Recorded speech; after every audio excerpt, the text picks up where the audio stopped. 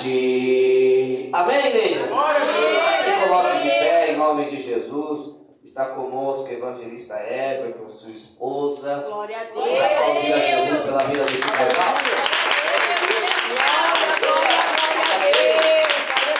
Everton está com a responsabilidade de hoje ministrar para nós. Vem aqui em nome de Jesus. Está lugar na terra. Estenda as mãos para cá, igreja. Senhor, teu filho já está em tuas mãos. Fala conosco, não aquilo que queremos ouvir, mas aquilo, Senhor, que o Senhor tem a nos dizer. Fale e não te cales em nome de Jesus. Enquanto teu servo está aqui, Senhor, fazendo a tua vontade, sendo o teu canal de bênção para as nossas vidas. Alcance todas as áreas da vida do teu servo, a sua esposa, e conceda bênçãos e milagres na vida desse casal. Em nome de Jesus, e toda a igreja aplauda a Jesus.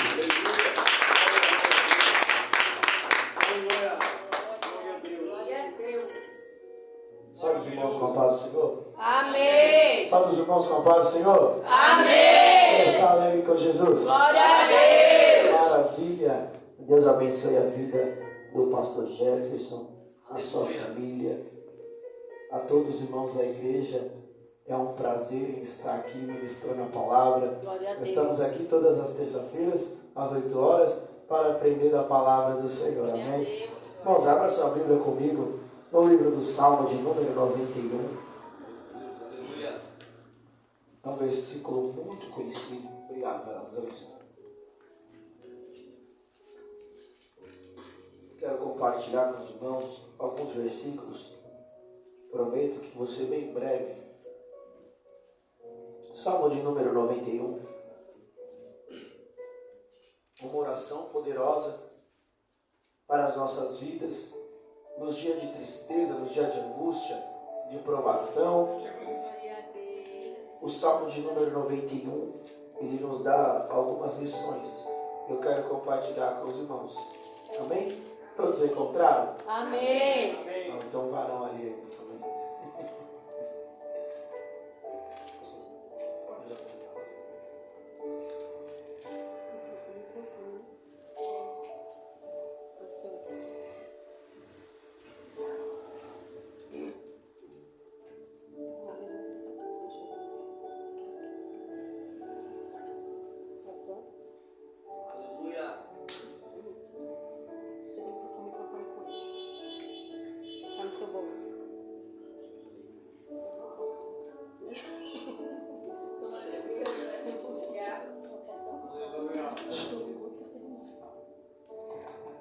Glória a Deus. Oh, glória.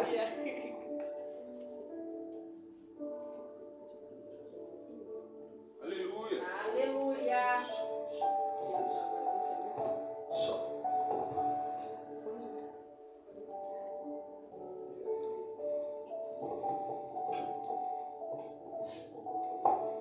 Livro dos Salmos, número 91. Aleluia! Versículo 1 diz assim: Aquele que habita no esconderijo do Altíssimo, a sombra do Onipotente descansará. Direi do Senhor, Ele é o meu Deus, o meu refúgio, a minha fortaleza, e nele confiarei. Porque Ele te livrará do laço do passarinheiro, da peste perniciosa. Ele te cobrirá com as suas penas, e debaixo das suas asas estará seguro. A sua verdade é escudo e broquel. Não temerás espanto noturno, nem seta que voe de dia, nem peste que ande na escuridão, nem mortandade que assole ao meio-dia. 1000 cairão ao teu lado, 10.000 à tua direita, mas tu não serás atingido. Somente com os teus olhos olharás e verás a recompensa dos ímpios, porque tu, ó Senhor, és o meu refúgio, o Altíssimo é a tua habitação. Nenhum mal te sucederá, nem praga alguma chegará à tua tenda, porque aos seus anjos dará ordem ao teu respeito, para te guardarem em todos os seus caminhos. Eles te sustentarão nas suas mãos, para que não tropece com os teus pés em pedra. Pisarás o leão e a áspide, calcarás aos pés o filho do leão e a serpente. Pois que tão encarecidamente me amou, eu o livrarei, pô-lo-ei no alto retiro, porque conheceu o meu nome. responderei. Estarei com ele na angústia, livrarei e o glorificarei. Dar-lhe-ei abundância de dias e lhe mostrarei a minha salvação. Amém? Amém? Amém. Pode ser assentada no glória a Deus? Deus. Louvado seja Deus. Maravilha. Deus, aleluia. É um texto muito conhecido e enquanto eu estudava, o Senhor, Ele ministrava ao meu coração que nos nossos momentos de mais angústia, pastor, às vezes nós não conseguimos olhar para a situação e ver nenhum tipo de solução. E quando nos deparamos com o Salmo de número 91, o Senhor ele nos dá uma palavra de conforto. Mas nós conseguimos entender que o versículo de número 1, ele diz, aquele que habita no esconderijo do Altíssimo. Mas ele não dá referência de que seja homem, que seja mulher, que seja uma criança, um adolescente, um ancião, alguém de idade. Não, ele fala aquele. Por quê? Porque ele nos direciona a qualquer tipo de pessoa, qualquer idade, qualquer cor, raça, língua, nação. Ele não especifica alguém, ele fala aquele. Então nós conseguimos entender que aquele crente que habita no esconderijo do Altíssimo, ou seja, eu e você, que desfrutamos da boa, perfeita e agradável vontade do Senhor, habitamos nele, somos enxertados na videira, no Senhor. Por quê? Porque quando habitamos nele, ele habita em nós. Só que preste atenção, o versículo 1, ele diz, no esconderijo do Altíssimo, a sombra do Onipotente. Fica meio confuso, fica meio sem nexo. Por quê? Porque quando ele fala isso, ele não nos direciona a exatamente Deus, ou a Espírito Santo, ou a Jesus Cristo, mas de uma forma teofânica, porque Deus aparecendo em algo escondido, aparece ou se apresenta a Deus. Então ele fala, aquele crente que habita no esconderijo do Altíssimo. O Altíssimo e Onipotente é o Pai, o esconderijo é o Filho, mas a sombra é o próprio Espírito Santo. Agora preste atenção, o versículo de número 3, ele fala que o Senhor nos livrará do laço do passarinheiro. Preste atenção, o laço do passarinheiro nada mais e nada menos é quando o inimigo ele arma todo o laço, ele arma toda a cilada e coloca algo no meio que nos chama a atenção. Eu gosto de fazer uma comparação com o meu sogro, porque o meu sogro ele tem muitos passarinhos, pássaros, no literal, passarinho. E ele tem um alçapão, e quando ele quer pegar algum tipo de pássaro, como a espécie que ele quer, ele compra a ração que o pássaro gosta. Então ele arma a arapuca, ele coloca a ração dentro e ele espera tranquilamente o pássaro entrar dentro do laço. O inimigo, ele não é diferente. O que ele faz? Ele arma todo o laço, ele coloca algo que nos enche os olhos, ele coloca algo que enche o nosso coração, ele coloca algo que enche o nosso ego. Por quê? Porque calmamente, cautelosamente ele espera que caímos dentro da armadilha dele. Por quê? Porque quando o pássaro está preso, o pássaro, ele já não canta mais com alegria. Quando ele está preso, ele já não tem mais aquela alegria de ir para onde ele quer, de fazer as suas vontades, ou mesmo de buscar um alimento que lhe agrade o paladar. Quando ele está preso, ele canta, mas ele canta de angústia, ele canta de tristeza. E é isso que o inimigo quer fazer conosco. ele arma toda cilada, ele arma todo laço. Para quê? Para nos prender. E quando ele nos prende, irmão, realmente, já estive preso aí fora durante 13 anos da minha vida. Preso em armadilhas que Satanás me proporcionou. E eu, com os olhos cheios, com o coração cheio, com o ego elevado, caí, me joguei, caí de cabeça. Mas o Senhor fala, e Ele te livrará do laço do passarinheiro. Por que isso? Porque o inimigo arma o laço e Jesus corta. O inimigo, ele prepara toda a armadilha, mas sempre Jesus chega primeiro. Ele fala, ele corta o arco e ele quebra a lança. Por quê? O arco é algo que prepara a lança para nos atingir. Então ele corta o laço, ele quebra a lança. Ele corta o arco, ele quebra a lança. O arco, ele está armado. E a lança precisa ser colocada, puxada e lançada. Mas Jesus chega primeiro, varão. Fique em paz. Jesus chega primeiro na tua vida. O inimigo, ele pode armar o laço, ele pode querer se levantar. Mas a palavra do Senhor fala que por um caminho ele vem, por 7 caminhos ele volta. Contra a tua vida não vale encantamento. Se eu fosse você, já dado glória. Aleluia. Louvado seja o Senhor. Aleluia. Agora preste atenção. O versículo de número 4, ele fala assim: e ele te cobrirá com as suas penas, embaixo de tuas asas, e estará seguro. Mas Jesus, Deus e o próprio Espírito não é nenhum tipo de animal para ter penas, para ter plumagens. E enquanto eu meditava, eu estudava, eu fiquei... Dá uma trava, né, pastor? Porque você fica... Ele está fazendo uma comparação.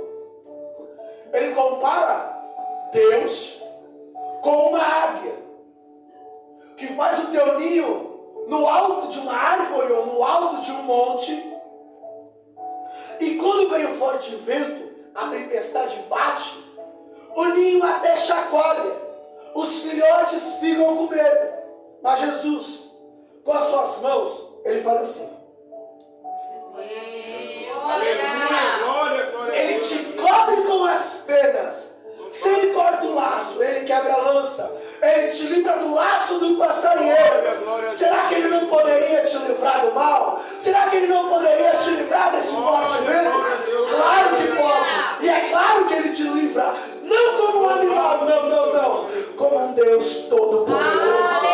Como Altíssimo. Glória a Deus. Eu sinto a presença de Deus. Ele te cobre. E quando o vento bate, o ninho até dá aquela chacoalhada. Os filhotes ficam com medo. Mas a águia está protegendo, está guardando. Então o vento bate, o ninho chacoalha, os filhotes se sentem com medo, mas estão protegidos. Glória a Deus. É normal sentir medo. É normal. E é pedagógico. Porque o medo, ele nos restringe de uma queda. Por medo, os filhotes, os filhos da águia, eles não pulam do ninho.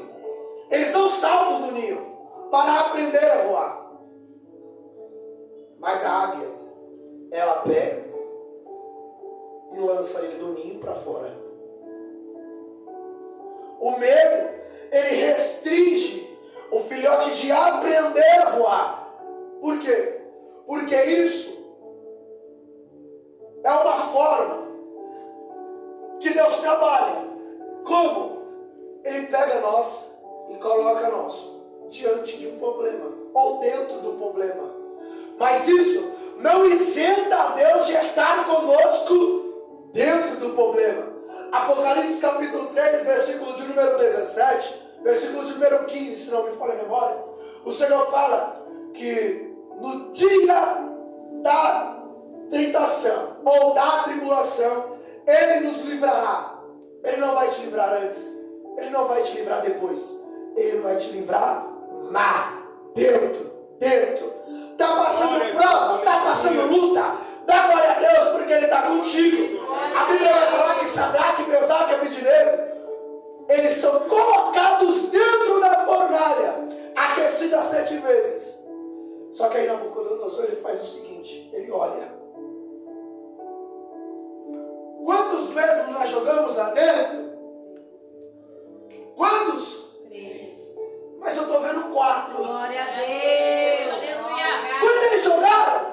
3. Mas eu estou vendo 4. E o quarto se parece com o Filho de Deus. Lançaram Daniel na onde? Numa cova. E o rei vai dormir. Só que não consegue dormir. Fica perturbado. Aí no outro dia, ele grita: Daniel! Será que o teu Deus te livrou? E Daniel começa a sair. Aleluia!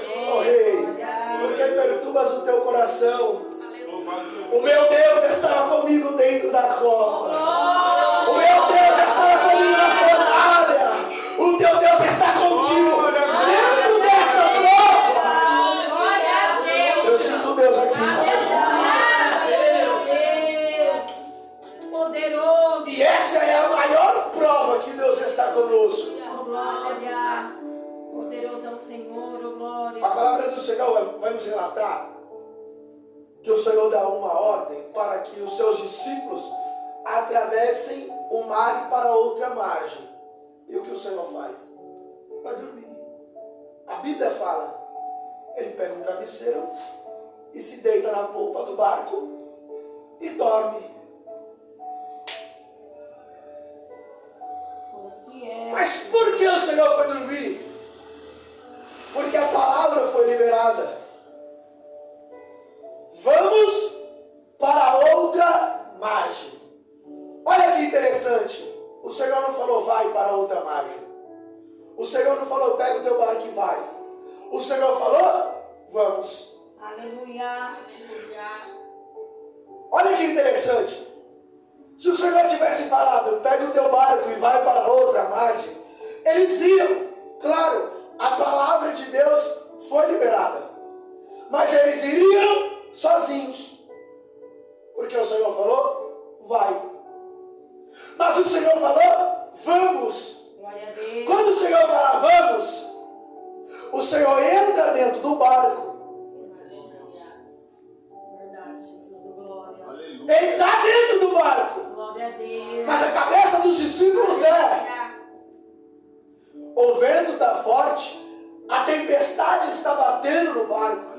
O barco está chacoalhando, o barco está balançando. As águas estão molhando o barco. A intenção da água, da tempestade, era de virar o barco. De o barco ir a pique. Por quê? Porque no original, a tempestade, ela é produzida pelo próprio Satanás, o inimigo. Ele produz a tempestade porque ele via que Jesus estava dormindo. Então foi aí que ele achou uma circunstância para querer matar a Jesus. Então, quando as águas batem no barco e o barco começa a balançar e a tempestade começa a molhar o barco, os discípulos automaticamente, por isso que eu disse, o medo é pedagógico. O medo é algo que o Senhor nos coloca para nos mostrar o quanto somos dependentes dele. A água bate, a tempestade molha o barco. Os discípulos se desesperam ao ponto de falar: acorda, Jesus, acorda. O barco está balançando e o Senhor não desperta. A tempestade está molhando o barco, mas o Senhor não se importa. Quando o Senhor acorda, Ele não fala primeiro com o vento, Ele não fala primeiro com a tempestade. Ele fala com os discípulos. Ele repreende os discípulos. Por quê? Porque era algo que eles tinham que passar, sabendo que Deus estava no barco. Era algo necessário, porque Aprenda. Está passando prova, está passando luta. Mas quem te colocou na prova, quem te colocou na luta, está com você. Caminha contigo, está no teu lado. Está vendo a situação, mas Ele está te preparando para chegar a outra margem. Toda prova é um preparo. Toda tempestade prepara discípulo. Vamos para o versículo 15, rapidinho. Aleluia. Olha o que o Senhor fala. E Ele me invocará, e eu lhe responderei. Aqui, na parte A. Ele me invocará. Versículo 1, aquele crente.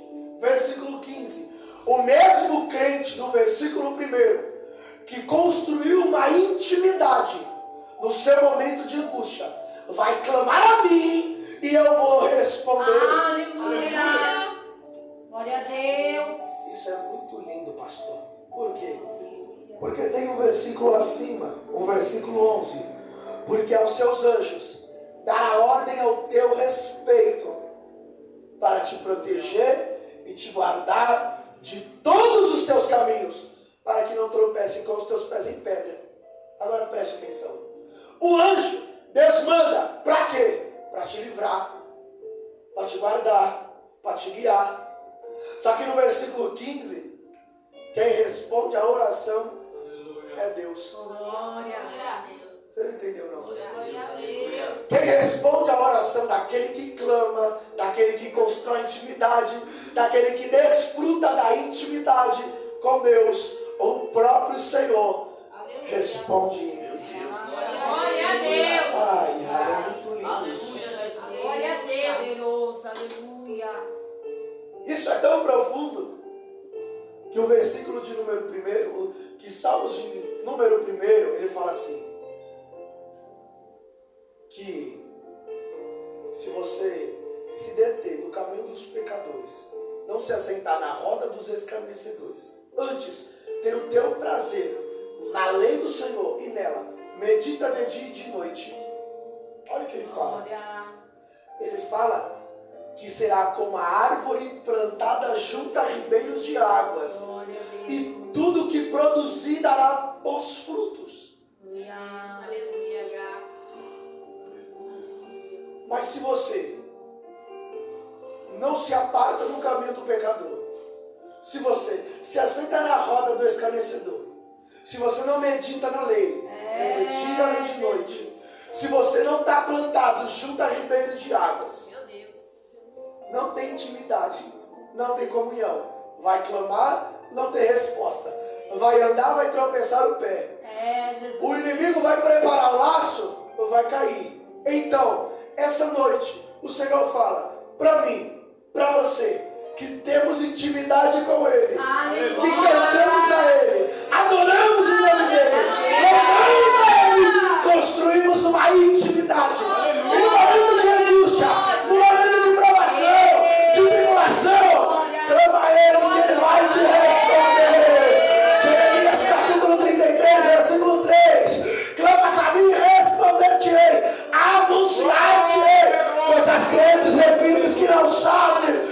Boa coisa é ter intimidade com Deus. Pastor, eu vou correr. Glória a Deus! É muito bom ter intimidade com Deus, porque isso nos mostra que Ele tem intimidade conosco. Coisa linda, Deus, glória. Mateus capítulo 6, versículo de número 6, ele fala assim: entre no quarto, feche a porta e fala com teu pai que está em secreto. Olha a intimidade de chamar ele de pai. Abba. O pastor que me corrija, tem uma palavra no grego, se chama Abi, que significa papai. É uma intimidade a mais. Quando chama de pai, o pastor é o nosso pai espiritual. Mas o teu filho, aí na rua, não chama qualquer um de pai. A tua filha não chama qualquer um de pai.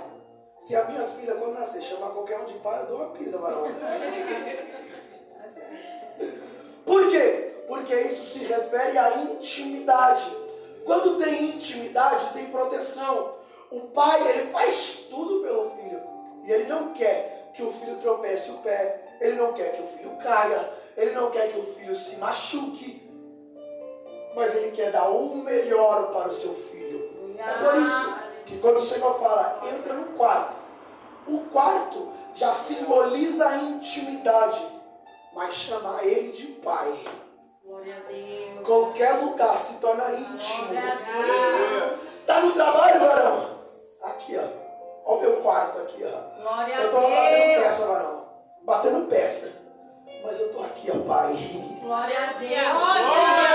Pai, me dá força. Aleluia. A prova está travada, pai.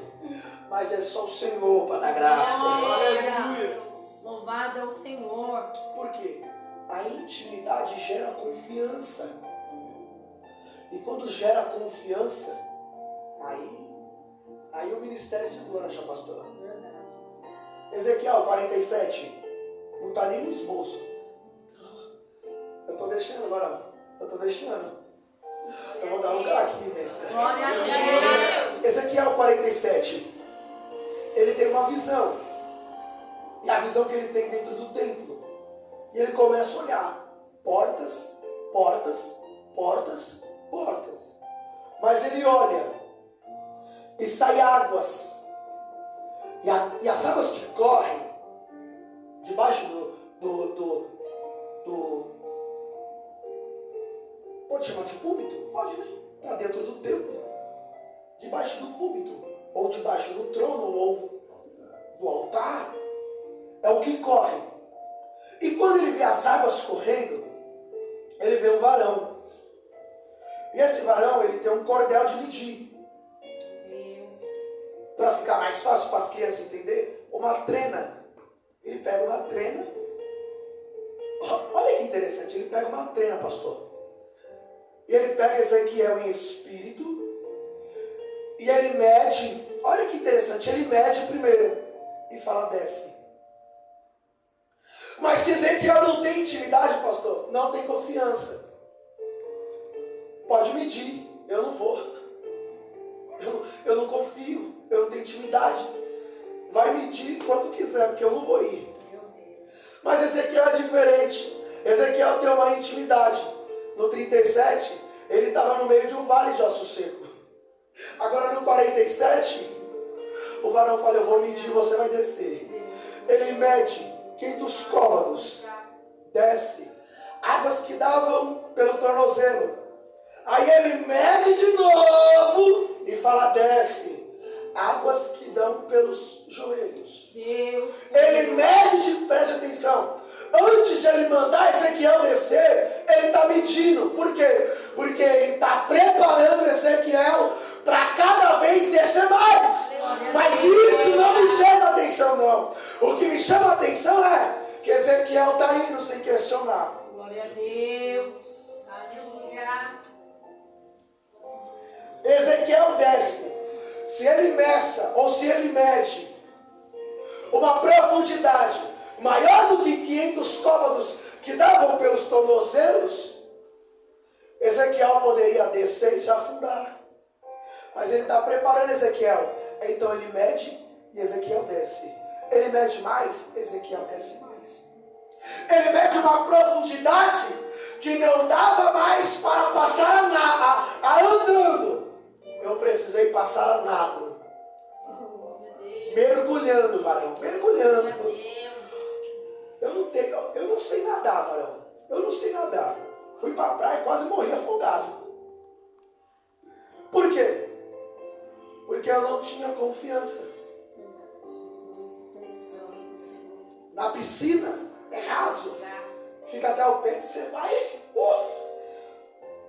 e vai embora. Mas aqui não. Aqui você tem que ter a confiança de quem mede e manda você entrar.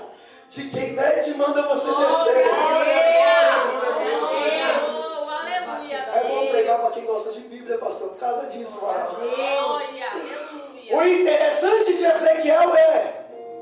Ele não confia na água. Ele não confia na metragem. Ele confia em quem manda ele descer. Em quem manda ele entrar. Confia em Deus, que tudo pode e tudo vê. Vamos lá. A parte B. Estarei com ele na angústia. Estarei com ele. Com ele. Ele está se referindo àquele crente lá do versículo 1. O Salmo de número 23, o versículo de número 11, ele fala assim: ainda que eu andasse pelo vale da sombra da morte, eu não temeria mal algum, porque tu, Deus, estará comigo. O vale da sombra da morte realmente existe. Realmente existia, ou existe ainda aos tempos atuais, porque eles ainda têm o costume de pastores de ovelha. Então, o pastor pega a ovelha do aprisco, caminha com ela para levar ela em pastos verdejantes. Mas, para chegar em pastos verdejantes, tem que passar pelo vale de sombra e de morte. Mas, o salmista Davi, no Salmo de número 23, ele mesmo se coloca como uma ovelha. E ele coloca a Deus como seu pastor. Acreditando, confiando, olha a confiança, confiando que se ele passa no vale da sombra da morte, o seu Deus, que é o teu pastor, que ele tem confiança, estará com ele e vai livrar ele. Aleluia. Então quando ele fala aqui, na angústia estarei com ele, é o Senhor falando, na angústia eu estou com você, na prova eu estou com você. Na tristeza também estou. Na tribulação, na provação. Quando você passar pelo vale da sombra da morte, pode confiar que eu estou contigo. Pode acreditar. Tem vale, mas o Deus é maior. Tem prova, mas meu Deus é maior. Por quê? Porque eu confio no Deus que eu sirvo. Glória a Deus. Aleluia. Louvado, aleluia. A confiança é a base, é o pilar, é a estrutura, é o alicerce da nossa fé. Porque se eu não confio no Deus que eu sirvo, como eu posso ter fé nele que ele vai me tirar da aprovação? Ou que ele vai me aprovar dentro da aprovação? Ou dentro da tribulação? Por quê? Porque quando ele fala angústia, domingo retrasado eu preguei a respeito da graça de Deus. E quando falamos de graça, falamos que o Senhor, ele vai estar conosco mediante a toda aprovação. O apóstolo Paulo, ele faz uma oração, ou por 3 vezes ele ora. Ele fala, Deus, tira o espinho da minha carne. Ou seja, tira o que me machuca, tira o que me fere, tira o que me angustia. O Senhor fala, Paulo, a minha graça te basta. Porque o meu poder se aperfeiçoa na fraqueza. Só que angústia significa estrangulamento.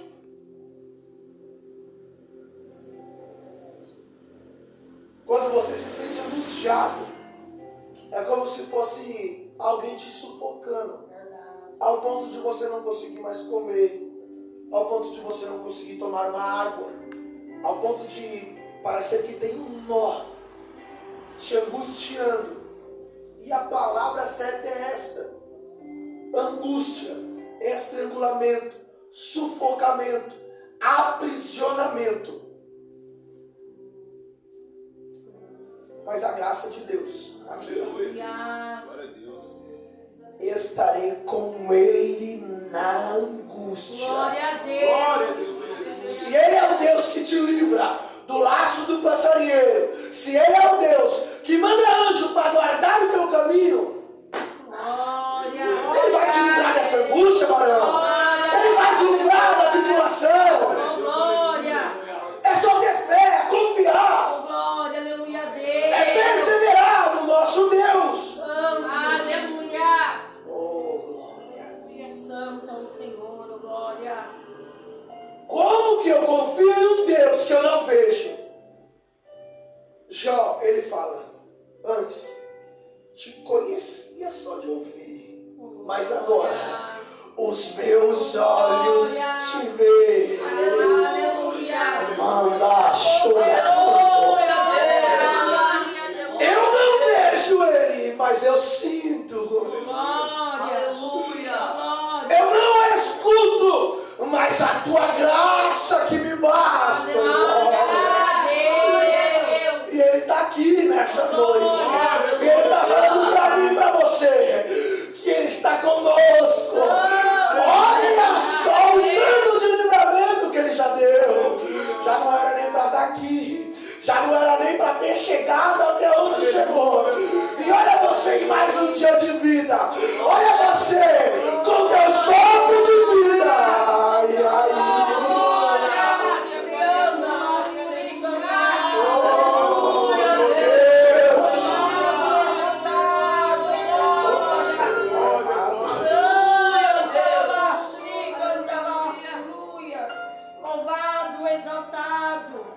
A angústia nos sufoca. O apóstolo Paulo, no livro de Efésios, capítulo de número 6, o versículo de número 10 em diante, ele vai falar para nós estarmos vestidos e revestidos de toda a armadura de Deus. Do capacete da salvação, da couraça da justiça, do escudo da fé, da espada de Deus, da couraça da justiça, do escudo da fé, do cinturão da verdade. Só que tem um detalhe, pastor. Ele fala, calçando os nossos pés com a sandália do Evangelho. Mas antes disso, ele fala para nós estarmos estruturados na oração. Glória a Deus. Oh, Jesus é santo. Com os olhos carnais, não conseguimos ver.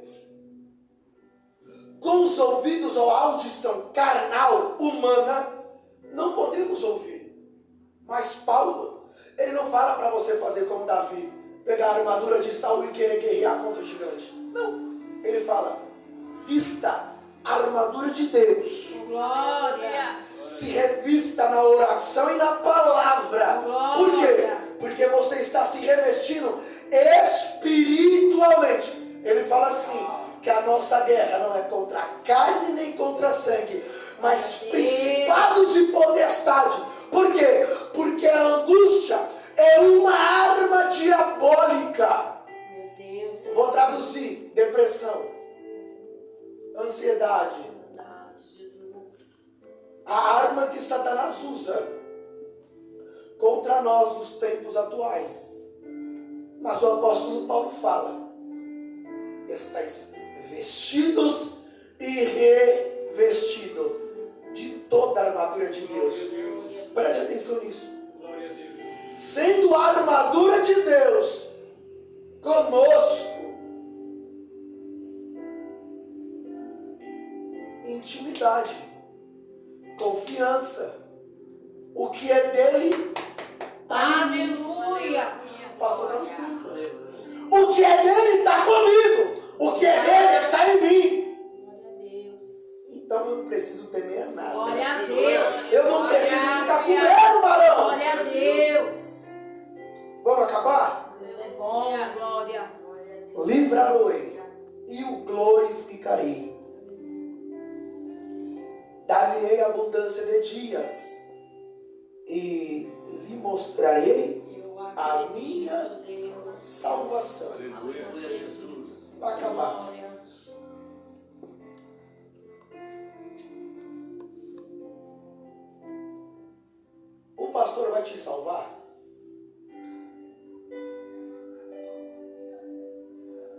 esposo te salva, a tua esposa te salva. A minha esposa não me salva. Eu também não salvo ela. Mas o Senhor fala, João capítulo 14, ele fala assim: não se turbe o vosso coração. Crede em Deus, crede também em mim. Na casa de meu pai há muitas moradas. E se não fosse assim, eu não teria dito que eu subirei ao Pai para vos preparar lugar, para que onde eu estiver, vós estáis também. Tá bom. Olha que interessante.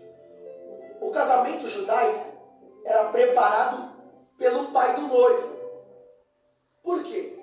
Porque ele prepara a casa juntamente com o filho. Mas o filho não sabe a hora que o pai vai mandar ele buscar a noiva. Estão entendendo? Glória. Então assim, Deus, olha o que Jesus fala: na casa de meu pai há muitas moradas. Então quando o testemunho de Jeová falar para você que é só 144 mil, não é não, tá? Olha que interessante, na casa de meu pai há muitas moradas, para que onde eu estiver, vós estáis comigo também. Então eu consigo entender que nós somos a noiva, ele é o noivo. E Deus, sendo o pai do noivo, está junto com ele, preparando toda a casa para receber a noiva. Aleluia! Mas tem um porém, o noivo não sabe a hora que vai buscar a noiva. Mateus capítulo 24, nem o filho, nem os anjos sabem a hora. Deus. Só Deus, o Pai, Poderoso. este sabe. Glória! Agora preste atenção. Mateus capítulo 25 vai falar a respeito das 5 loucas e 5 prudentes. Elas estavam indo para um casamento. Elas eram apenas as damas de honra. O noivo estava vindo. Mas entenda, no casamento judaico, a tradição do brasileiro é que a noiva se atrasa e o noivo fica plantado esperando. Eu fiquei. Varão, já até torceu o bico. A nossa tradição é o noivo fica esperando a noiva entrar. Mas o casamento judaico é o contrário. A noiva tem que estar preparada, esperando o próprio noivo chegar. Aleluia! Oh, glória! Só que tem um porém. O noivo não vem sozinho. Porque ele pode chegar à noite, ele pode chegar na madrugada, ele pode chegar de manhã, ele pode chegar à tarde, de dia. Então, era necessário que as virgens, sendo dama de honra, estivessem com as suas lamparinas cheias e acesas. Por quê? Porque se ele viesse à noite, a sua lamparina acesa por conta do azeite cheio, ele conseguia ver quem era que ele estava buscando. Mas as 5 loucas estavam com o seu azeite esvaziando. Então a sua luz não estava apagada, mas estava oscilando, estava piscando. Como se a luz fosse queimar, ela nos dá um alerta. Ela pisca. Ela não apaga de vez. Ela fica oscilando. Então, o noivo, quando vem à noite, e as virgens estão com as suas lamparinas acesas, primeiro, o noivo vem com um amigo. Eu estava falando de intimidade e confiança. O noivo chama o seu amigo íntimo, que ele confia, e vai à frente dele. O noivo vem aí. O noivo está chegando. Deus! O noivo está vindo. Deus! Se elas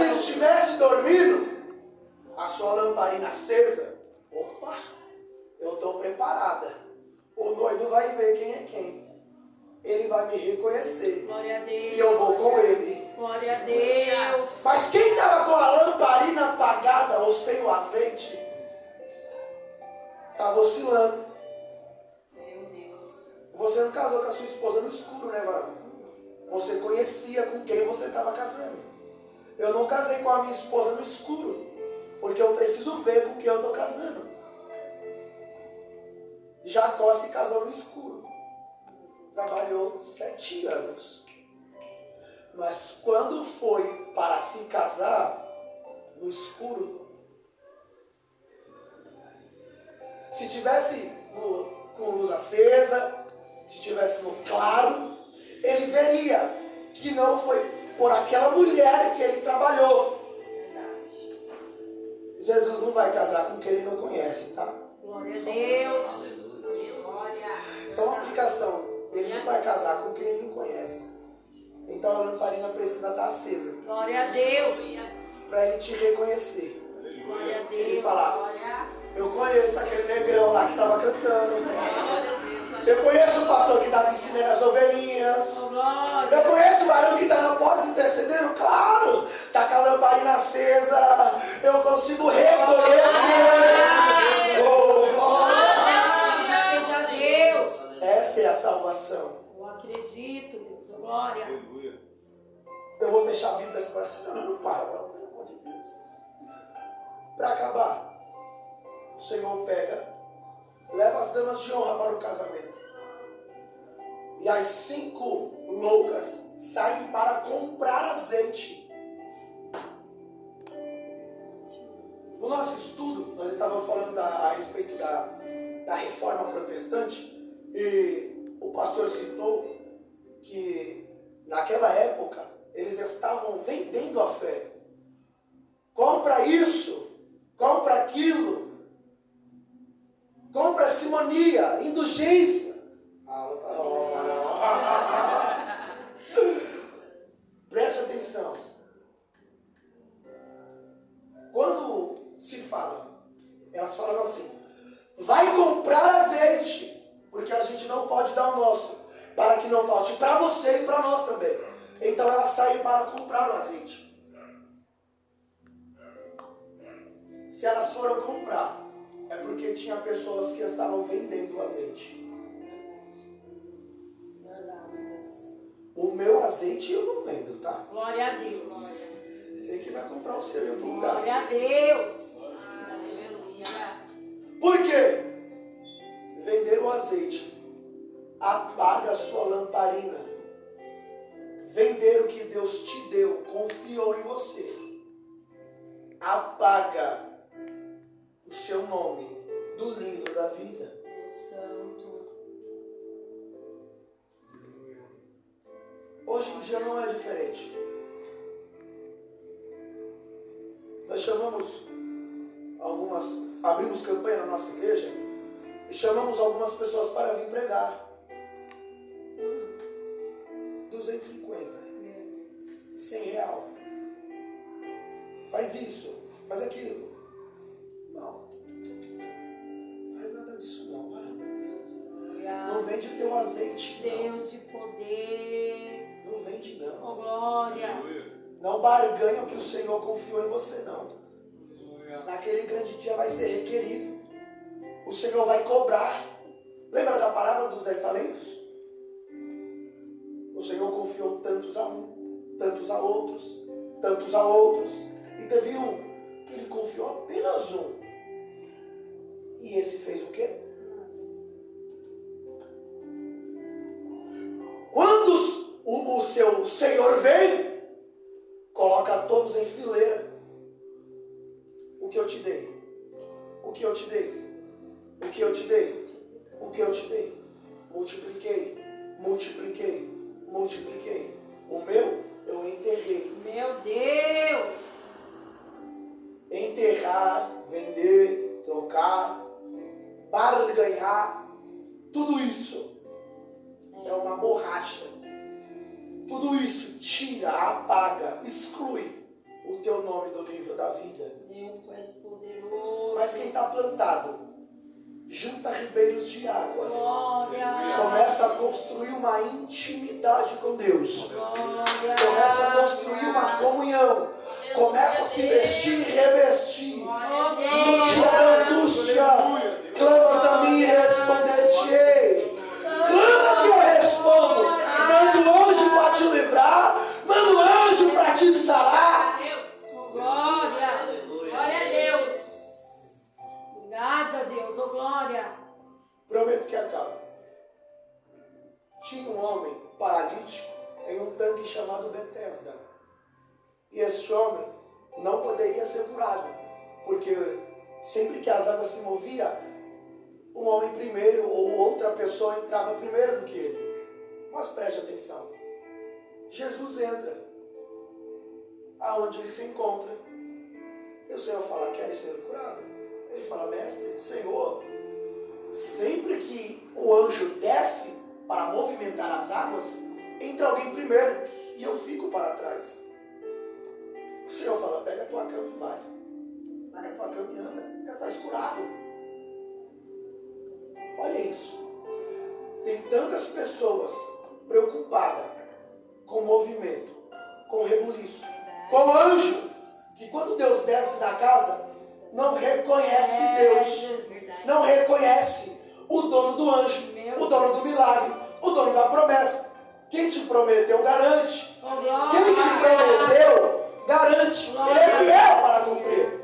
Então, quando construímos uma relação, intimidade, confiança, geramos a nossa fé em Deus, o anjo até livra os caminhos, claro. Mas quem fala contigo é o próprio Deus. Quem te responde é Deus. E quem gera a tua salvação é Ele. Amém? Aplauda o Senhor bem forte.